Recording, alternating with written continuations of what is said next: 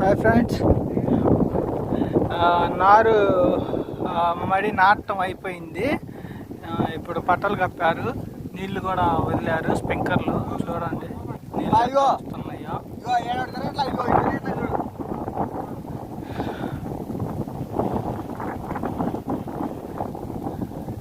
ఇట్లా రోజు పొద్దున సాయంత్రం నారు మడికి నీళ్లు పెడతారు, మొక్కలు బాగా పెరుగుతాయి.